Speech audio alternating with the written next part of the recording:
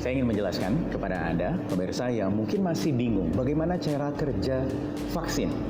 Gini ya, saya analogikan bahwa vaksin itu bekerja seperti sebuah negara yang lengkap dengan sistem pertahanan negaranya. Ada angkatan bersenjata atau tentaranya. Ada tanknya, ada prajuritnya, dan artileri, sistem persenjataannya, rudalnya, kalau perlu ada nuklirnya. Itu sebenarnya adalah cara sebuah negara untuk memproteksi negaranya dari ancaman serangan musuh. Seperti vaksin. Jadi cara kerjanya adalah kita coba analogikan tentara yang prajuritnya berwarna hijau ini adalah virus. Dan yang prajuritnya berwarna biru ini adalah vaksin. Jadi ketika ada negara lain sebagai virus yang menyerang, mereka sudah siap dengan sistem pertahanannya sendiri. Tembak lagi, terjadi perperangan dengan kekuatan yang baik, maka si musuh ini tidak akan bisa menginvasi negaranya. Itu seperti cara kerja vaksin. Memang tidak menjamin 100% bahwa si vaksin ini, si negara vaksin ini akan menang. Tetapi meminimalisir risiko kekalahan. Sejarah vaksin pertama kali dimulai atau ditemukan pada tahun 1796 oleh Edward Jenner yang saat itu menemukan vaksin untuk cacar air pada manusia.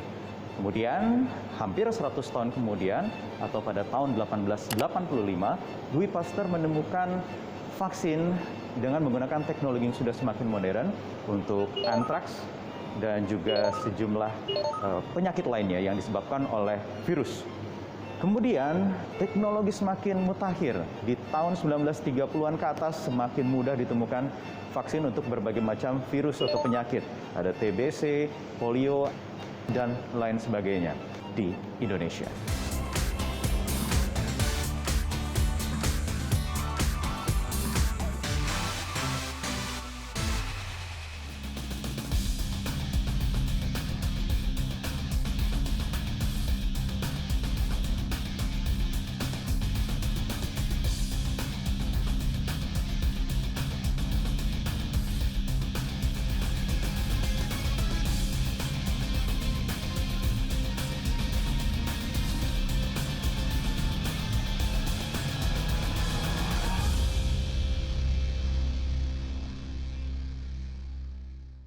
Nah, sekarang vaksin COVID-19 sudah datang di Indonesia. Bahkan program vaksinasi nasional sudah dimulai hari Rabu pekan lalu dengan Presiden Joko Widodo sebagai penerima vaksin pertama di Indonesia.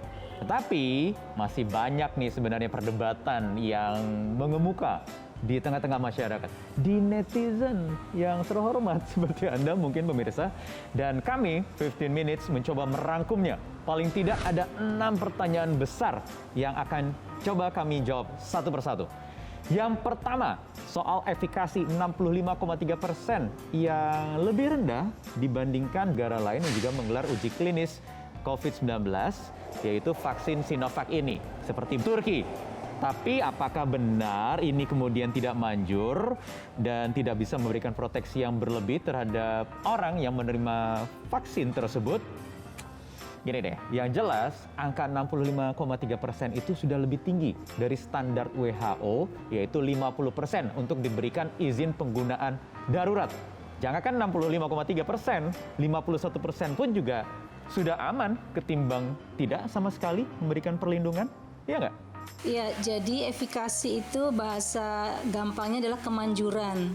Di dalam hal vaksin, maka efikasi itu berarti atau kemanjuran itu adalah bagaimana kekuatan dia bisa mencegah terjadinya infeksi. Istilah efikasi itu adalah merupakan hasil dari suatu uji klinik. Cara menghitungnya adalah kita menghitung berapa kasus positif COVID pada kelompok yang divaksin sama yang tidak divaksin. Nanti dibandingkan, ada satu rumusnya begitu. Pada yang kelompok tidak divaksin, tentu kalau kemungkinan akan banyak yang terpapar begitu ya. Semakin besar perbandingan antara kelompok vaksin dengan non-vaksin terhadap kasusnya tadi, maka akan semakin besar efikasinya. Pertanyaan yang kedua, kenapa hasilnya bisa berbeda dengan Turki yang juga menggelar uji klinis? Kita cuma 65,3%, mereka 90-an%. Begini, kalau menurut ahli, tingkat kemanjuran atau efikasi terhadap uji klinis itu memang sangat mungkin berbeda bergantung dari jumlah dan tipe subjek yang diambil. Misalnya, di Turki itu 7.000 relawan. Kita di Indonesia cuma 1.600 ya, catat ya. Dan itu terlokalisir di Bandung dan itu kelompok umum. Kalau di Turki 7.000 relawan, 1.300-an diantaranya tenaga kesehatan yang berisiko sangat tinggi untuk terpapar. Jadi sangat mungkin memang efikasinya berbeda. Dan ini memang bisa dijawab secara ilmiah. Sebetulnya barangnya sama. Iya, jumlahnya kan beda juga. Di jumlah subjeknya kan beda. Ya, kemudian saya kurang tahu tentang lama pengamatan ya, karena di Turki sudah duluan, sementara kita akan lebih lambat ya, jadi kita mungkin baru 6 bulan pengamatan. Nah, kalau kita teruskan pengamatan sampai 1 tahun, itu mungkin angka bisa berubah lagi gitu loh, karena kan jumlah yang terpapar kan pasti akan tambah lagi mungkin antara dua kelompok yang divaksin maupun yang nggak divaksin. Jadi saya bilang angka itu bukan harga mati, itu masih mungkin berubah, either dia meningkat atau berkurang, kita belum tahu ya.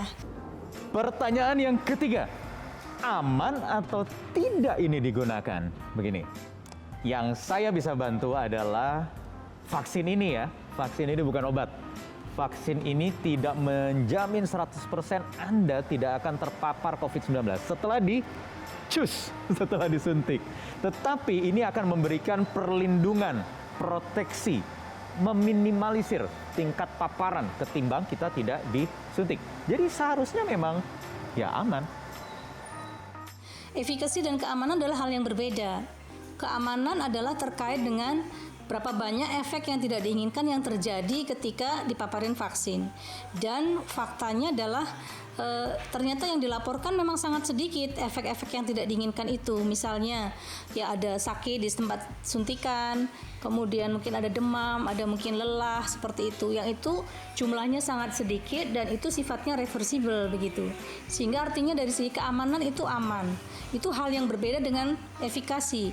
Jadi sangat mungkin suatu vaksin yang sangat efikasius, artinya efikasinya tinggi, tapi tidak aman, itu juga bisa gitu loh.